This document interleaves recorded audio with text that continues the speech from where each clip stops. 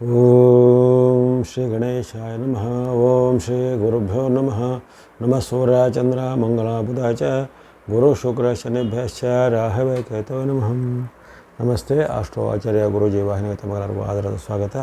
ವಾಹಿನಿಯ ನಿರಂತರ ವೀಕ್ಷಿಸಿ ಪ್ರೋತ್ಸಾಹಿಸಿ ಸಬ್ಸ್ಕ್ರೈಬ್ ಮಾಡುವಂಥ ತಮಗೆಲ್ಲರಿಗೂ ಅನಂತ ಧನ್ಯವಾದಗಳನ್ನು ಸಲ್ಲಿಸುತ್ತಾ ಮಾಸ ಭವಿಷ್ಯದ ಕಾರ್ಯಕ್ರಮಕ್ಕೆ ಸ್ವಾಗತ. ಕನ್ಯಾ ರಾಶಿಯ ಜುಲೈ ತಿಂಗಳ ಭವಿಷ್ಯವನ್ನು ಈಗ ಅವಲೋಕಿಸುವಂಥದ್ದು. ಈ ತಿಂಗಳ ವಾಕ್ಯವಾಗಿ ನಿಮಗೆ ಇಷ್ಟಾರ್ಥ ಸಿದ್ಧಿಸುವ ಲಕ್ಕಿ ಮಾಸ, ಶುಭ ಲಾಭದ ಮಂದಹಾಸ ಅಂತ. ಇಷ್ಟಾರ್ಥ ಸಿದ್ಧಿಯಾಗುವಂಥ ಲಕ್ಕಿ ಅಂದರೆ ಅದೃಷ್ಟದಾಯಕವಾದ ಮಾಸ ಅಥವಾ ಈ ತಿಂಗಳಾಗಿರುತ್ತೆ. ಹಾಗೆ ಶುಭ ಲಾಭದಿಂದ ಮಂದಹಾಸ ಅಂದರೆ ಖುಷಿ ಕೊಡುವಂಥ, ಸಂತೋಷ ಕೊಡುವಂಥ ಘಟನೆಗಳು ಈ ತಿಂಗಳಲ್ಲಿ ನಿರಂತರವಾಗಿ ಜರಗಲಿವೆ ಎಂಬಂಥ ಒಂದು ವಾಕ್ಯ ನಿಮಗೆ ಅನ್ವಯವಾಗುತ್ತೆ. ವಿಶೇಷವಾದ ಗುರು ಬಲದ ನಿಮಗೆ ಒಂದು ಅದೃಷ್ಟ ನಿಮ್ಮ ಈ ತಿಂಗಳಿರುವಂಥದ್ದು. ಶುಕ್ರನ ಬೆಂಬಲ ಜೊತೆಗೆ ಅತ್ಯಪರೂಪವಾಗಿ ತಿಂಗಳ ಪೂರ್ತಿ ನಿಮಗೆ ಅಲ್ಲಿ ಸೂರ್ಯನ ಅಥವಾ ರವಿಯ ಒಂದು ಬೆಂಬಲ, ನಿಮಗೆ ಅಲ್ಲಿ ಕರ್ಮಸ್ಥಾನ ಮತ್ತು ಲಾಭಸ್ಥಾನದಲ್ಲಿ ಸೂರ್ಯನ ಬೆಂಬಲ ಸಿಗುವಂಥದ್ದು ಅದ್ಭುತವಾಗಿರುತ್ತೆ. ಈ ಹಣಕಾಸು ಅಥವಾ ಧನಕ್ಕೆ ಸಂಬಂಧಪಟ್ಟ ಶುಕ್ರನ ಬೆಂಬಲ, ರಾಹು ಸಹ ನಿಮಗೆ ತಿಂಗಳ ಪೂರ್ತಿ ಪೂರಕವಾಗಿರ್ತಾನೆ. ಮಧ್ಯೆ ಬುಧನ ಬೆಂಬಲ ಸಹ ನಿಮಗೆ ಅನುಕೂಲವಾಗಿ ತಿಂಗಳ ಕೊನೆಯ ಭಾಗದಲ್ಲಿ ಮತ್ತೆ ನಿಮ್ಮ ಬರುವಂಥದ್ದು. ಹಾಗಾಗಿ ಇಲ್ಲಿ ರಾಷ್ಟ್ರಾಧಿಪತಿ ಗ್ರಹರಾಜರಂಥ ಸೂರ್ಯನ ಬೆಂಬಲ, ಅತ್ಯುತ್ತಮ ಶುಭ ಗ್ರಹಗಳಾದ ಗುರು ಮತ್ತು ಶುಕ್ರರ ಬೆಂಬಲ ಇವೆಲ್ಲವೂ ಅಪರೂಪಕ್ಕೆ ಸಿಗುವಂಥ ವಿಚಾರಗಳು. ಎಲ್ಲ ರಾಶಿಗಳಿಗೂ ಎಲ್ಲ ಕಾಲದಲ್ಲೂ ಸಿಗೋದಿಲ್ಲ.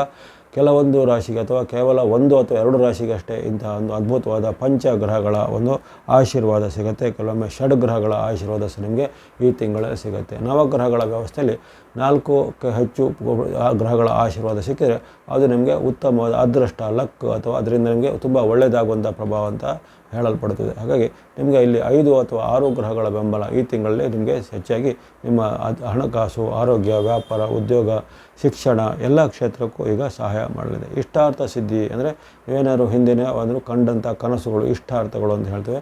ಮತ್ತು ನಿಮ್ಮ ಏನಾದ್ರು ಗುರಿ ಇದ್ದರೆ, ಉದಾಹರಣೆಗೆ ಮನೆ ಕೊಳ್ಳಬೇಕು, ಭೂಮಿ ಕೊಳ್ಳಬೇಕು, ನನಗೆ ಇಂಥ ಒಂದು ಇನ್ಸ್ಟಿಟ್ಯೂಟಲ್ಲಿ ಸೀಟ್ ಸಿಗಬೇಕು, ಅಥವಾ ಇಂಥ ನಾನು ಅಪೇಕ್ಷೆ ಪಟ್ಟಂಥ ನಮಗೆ ಉದ್ಯೋಗದಲ್ಲಿ ಬಡ್ತಿ ಸಿಗುವಂಥದ್ದು, ಇಂಥ ಒಂದು ಯಂತ್ರ ವಾಹನಗಳನ್ನು ನಾನು ಕೊಡಬೇಕು, ಅಥವಾ ಯಾವುದೇ ರೀತಿಯ ಯಾತ್ರೆ ಪ್ರವಾಸವನ್ನು ನಾನು ಮಾಡಬೇಕು. ಈ ರೀತಿ ಒಬ್ಬೊಬ್ಬರಿಗೆ ಒಂದೊಂದು ರೀತಿಯ ಗುರಿ, ಕನಸು ಅಥವಾ ಯೋಜನೆಗಳಿರ್ತವೆ. ಅದು ನಿಮ್ಮ ಗುರಿ, ಕನಸು, ಯೋಜನೆಗಳು ಈ ತಿಂಗಳಲ್ಲಿ ಅದೃಷ್ಟ ಅದರ ಜೊತೆಗೆ ಇದ್ದರೆ ಮಾತ್ರ ಅದು ನನಸಾಗುತ್ತೆ. ಹಾಗಾಗಿ ಅಂಥ ಕನಸು ನನಸಾಗುವಂಥ ಅದೃಷ್ಟ ಈ ತಿಂಗಳಲ್ಲಿ ಕನ್ಯಾ ರಾಶಿಯವರಿಗೆ ಒದಗಿ ಬರುತ್ತೆ. ಜೊತೆಗೆ ದೀರ್ಘಕಾಲದಿಂದ ಪೆಂಡಿಂಗ್ ಇದ್ದ ಹಲವಾರು ಕೆಲಸ ಕಾರ್ಯಗಳು ಈ ತಿಂಗಳಲ್ಲಿ ಆಗುವಂಥದ್ದು.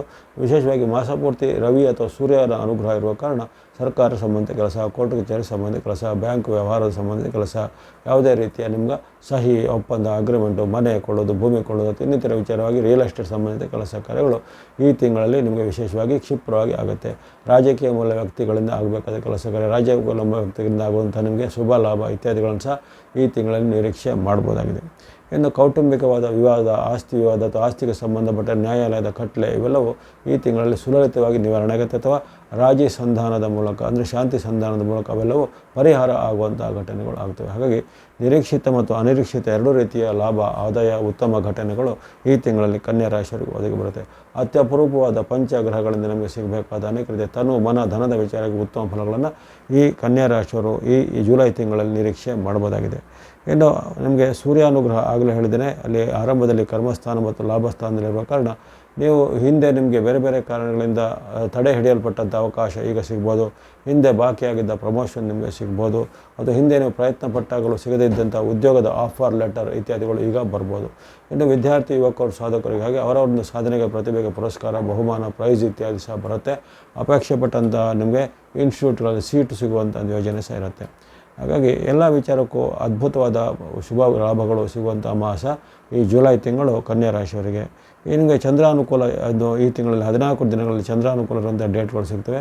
ಆ ಡೇಟ್ಗಳು ಜುಲೈನಲ್ಲಿ ಯಾವಾಗ ನಿಮಗೆ ಚಂದ್ರನ ಬೆಂಬಲ ಇರೋದಂತ ಗಮನಿಸಿದರೆ ಜುಲೈ 4, 5, 6, 7, 8, 13, 14, 15, 16, 19, 20, 24, 25, 31 ಸುಮಾರು 14 ದಿನಾಂಕಗಳಲ್ಲಿ ನಿಮಗೆ ಚಂದ್ರನ ಬೆಂಬಲ ಇರುವಂಥ ಡೇಟ್ಗಳು ಸಿಕ್ಕಿವೆ. ಪ್ರಮುಖವಾದ ಕೆಲಸ ಕಾರ್ಯ, ಒಪ್ಪಂದ, ಸಹಿ, ರಿಜಿಸ್ಟ್ರೇಷನ್ ಇನ್ನಿತರ ವಿಚಾರಗಳಿಗೆ ಆ ಚಂದ್ರನ ಬೆಂಬಲ ಇರುವಂಥ ಡೇಟ್ಗಳನ್ನು ಬಳಸ್ಕೊಳ್ಳುವಂಥದ್ದು. ಇನ್ನು ಈ ತಿಂಗಳಲ್ಲಿ ಯಾವ ಬಣ್ಣಗಳನ್ನು ಬಳಸ್ಕೊಳ್ಬೋದು ಅಂತ ಹೇಳಿದ್ರೆ, ಸೂರ್ಯಾನುಗ್ರಹ ತಿಂಗಳ ಪೂರ್ತಿ ಇದೆ. ಹಾಗಾಗಿ ಆರೆಂಜ್ ಅಥವಾ ಕೇಸರಿ ಬಣ್ಣ ಮತ್ತು ಸಂಖ್ಯೆ 1 ನಂಬರ್ 1 ತಿಂಗಳ ಪೂರ್ತಿ ಬಳಸ್ಕೊಳ್ಳುವಂಥದ್ದು. ಈ ಗುರುವಿನ ಅನುಗ್ರಹ ಅಥವಾ ಗುರು ಬಲದ ನಿಮಗೆ ತಿಂಗಳ ಪೂರ್ತಿ ಇರಲಿದೆ. ಹಾಗಾಗಿ ಗುರುವಿನ ಸಂಬಂಧಿತ ಯೆಲ್ಲೋ ಅಥವಾ ಹಳದಿ ಬಣ್ಣ ಮತ್ತು ಸಂಖ್ಯೆ 3 ನಂಬರ್ 3 ಮಾಸ ಪೂರ್ತಿ ಬಳಸುವಂಥದ್ದು. ಗ್ರೇ ಅಥವಾ ಬೂದು ಬಣ್ಣ ರಾಹುವಿನ ಸಂಕೇತ ನಿಮಗೆ ತಿಂಗಳ ಪೂರ್ತಿಯಾಗಿ ಇರುವ ಕಾರಣ ವಿಶೇಷವಾಗಿ ನೀವು ಗ್ರೇ ಅಥವಾ ಬೂದು ಬಣ್ಣ ಮತ್ತು ಸಂಖ್ಯೆ 4 ಅಥವಾ ನಂಬರ್ 4 ಬಳಸ್ಕೊಳ್ಳಿ.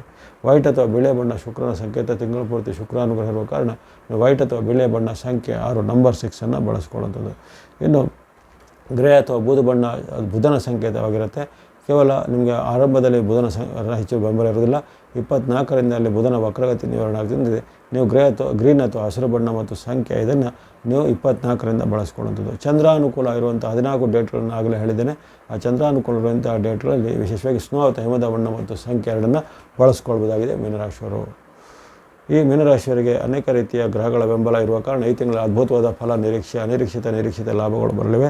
ಹಾಗಿದ್ದರೂ ಕೆಲವೊಂದು ಗ್ರಹಗಳ ವೈರುಧ್ಯ ನಿಮಗೆ ಇರುತ್ತೆ. ಉದಾಹರಣೆಗೆ ಮಂಗಳ, ಬುಧ, ಶನಿ, ಕೇತುಗಳು ನಿಮಗೆ ವಿರುದ್ಧವಾಗಿರುವಂಥ ಘಟನೆ ಇರುತ್ತೆ. ಅವರ ದೋಷ ನಿವಾರಣೆಯಾಗಿ ನೀವು ಇಷ್ಟದೇವತೆ, ಕುಲದೇವತೆ, ಗ್ರಾಮದೇವತೆ ಅಥವಾ ಈ ನಾರಾಯಣ ಅಥವಾ ಲಕ್ಷ್ಮೀನಾರಾಯಣ ಅಥವಾ ಪಾರ್ವತಿ ಪರಮೇಶ್ವರ ಇಲ್ಲವೇ ಹನುಮಾನ್, ಆಂಜನೇಯ ಭಕ್ತಿ, ನವಗ್ರಹಗಳ ಸ್ತೋತ್ರ ಅಥವಾ ಗುರುಪೀಠಗಳ ಸಂದರ್ಶನ, ಗುರುವಿನ ಸಂಬಂಧಿತವಾದ ಸ್ತೋತ್ರಗಳು ಇತ್ಯಾದಿಗಳನ್ನು ಪಠನೆ ಮಾಡ್ಬೋದು. ಜೊತೆಗೆ ವೆಂಕಟೇಶ್ವರ, ರಂಗನಾಥ, ರಾಮ, ಕೃಷ್ಣ ಮುಂತಾದ ಯಾವುದೇ ರೀತಿಯ ವಿಷ್ಣು ಸ್ವರೂಪದ ಭಕ್ತಿ ಹರಕೆಗಳನ್ನು ಮಾಡುವಂಥದ್ದು, ನಿಮಗೆ ಅನುಕೂಲವಾದಷ್ಟು ಯಾವುದೇ ರೀತಿಯ ದಾನ ಧರ್ಮಾದಿಗಳನ್ನು ಸಹ ಮಾಡುವಂಥದ್ದು. ಹಾಗೆಂದರೆ ನಿಮಗೆ ವಿಶೇಷವಾಗಿ ಆಯುರಾರೋಗ್ಯ ಶಕ್ತಿ ಲಾಭಗಳು ಜುಲೈ ತಿಂಗಳಲ್ಲಿ ಕನ್ಯಾ ರಾಶಿಯವರಿಗೆ ಸಿದ್ಧಿಯಾಗುತ್ತೆ. ಅದ್ಭುತವಾದ ಅದೃಷ್ಟ ಇದೆ, ಅವಕಾಶ ಇದೆ. ಅವೆಲ್ಲ ಸದ್ಬಳಕೆ ಮಾಡಿಕೊಳ್ಳಿ. ವಾಹಿನಿ ನಿರಂತರ ಪ್ರೋತ್ಸಾಹಿಸಿದೆ. ಧನ್ಯವಾದಗಳು. ಮುಂದೆ ನೀವು ಪ್ರೋತ್ಸಾಹ ನಿರಂತರ ಸಿಗ್ತಾ ಇರಲಿ. ಸಬ್ಸ್ಕ್ರೈಬ್ ಮಾಡಿದ್ರು ಸಬ್ಸ್ಕ್ರೈಬ್ ಪ್ರೋತ್ಸಾಹಿಸಿ. ಸರ್ವೇಶಾನಾಂ ಸನ್ಮಂಗಲಾನಿ ಭವಂತು.